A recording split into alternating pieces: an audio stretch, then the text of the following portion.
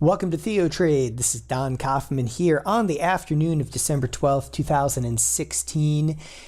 All right, in markets today, we are seeing some action inside of the Russell. Now, for those of you that don't necessarily track the Russell on a day-to-day basis, need I remind everybody what the Russell has done over the last, 3-4 weeks in terms of trading here. It's been a straight, what I would call moonshot to the upside over here. Again, I'm not much the market technician, but wouldn't stand in the way of that chart over here. This is actually a run from roughly the 115 handle into the 138 level inside of the IWM. Now, yeah, I'm talking about the Russell. I'm talking about the IWM. I kind of use those two interchangeably. What I wanted to display is just a really simple idea. What ultimately was at the forefront of the presidential election rally, okay, which happened to be none other than the Russell, is also getting beaten up today by a tune of about 1%. Now, it is the largest, day that we've had in terms of the Russell coming off since the presidential election. Sure, we had a slight down day here or there. Nevertheless, this is, again, it's over a 1% move. It becomes a bit more statistically significant. And as I look at this, we still have about 22 minutes left to trade today. We're going to close right in and around the bottom of the trading session. Again, it's specific to the Russell. Does that mean the broader markets are in sell-off territory? Absolutely not. But it's definitely the first shoe to kind of drop out there. Next, I want to take a look at the XLF. Now, if you'll note that in recent trading sessions, I'm not looking so much at individual equity products. You're not going to hear in some of this week's trade, you're not going to hear me talk a lot about like Netflix or Facebook or Apple or Google, because frankly speaking, none of it really matters right now. What's in play, is a much bigger index-driven rally. And what every trader is looking for right now is ultimately, when's this rally going to break? And we may be seeing some signs of that right here, right now. Again, this is not individual or stock specific. We're going to be looking at major ETFs. So here I'm taking a look at the XLF. It's the financials.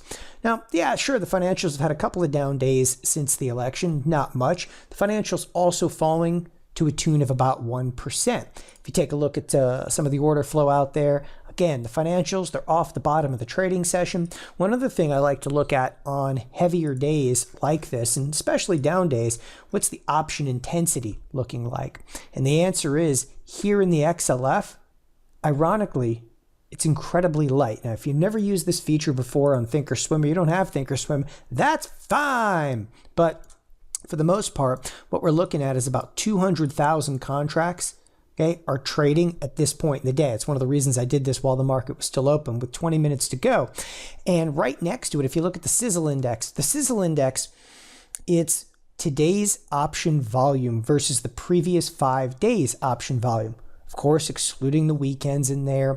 And if you look, it says roughly 0.49. So for the most part, we're only doing, about 50% of the volume inside of the XLF as compared to the previous, 5 trading sessions.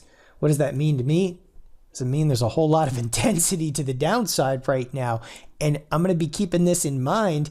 Again, if you're looking for, this is it, this is the beginning of the sell-off.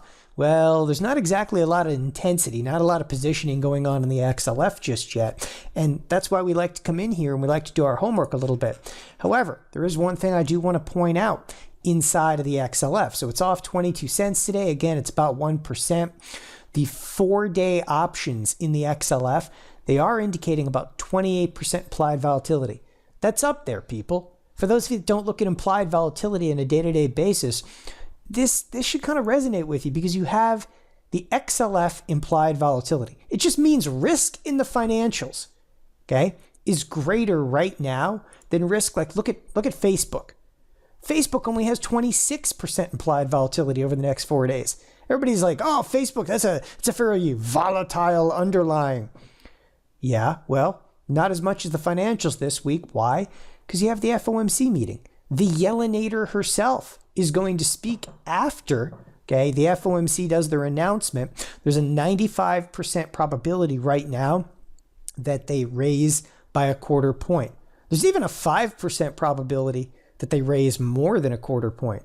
Dun, dun, dun. Be interesting to see that. I don't necessarily buy it. Anyway, the financials, though, are feeling some heat, feeling a little bit of volatility. We're not seeing any oomph to the option trade out there.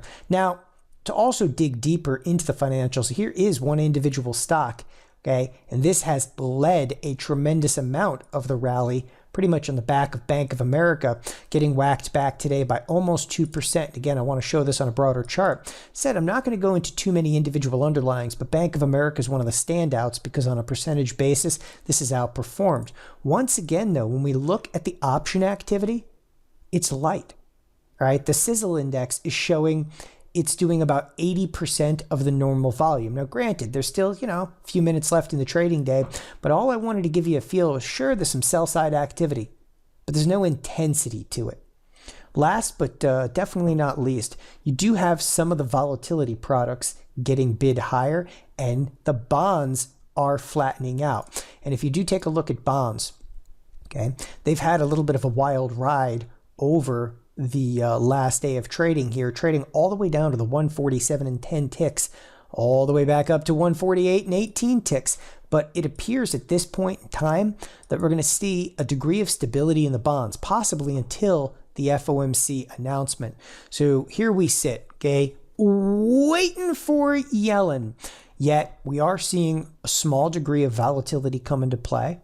We are seeing the Russell back off, okay, relative to the other major index products. And again, I remind you that if you look at the Russell, so we'll go back to the Qs here momentarily. I'll show you why.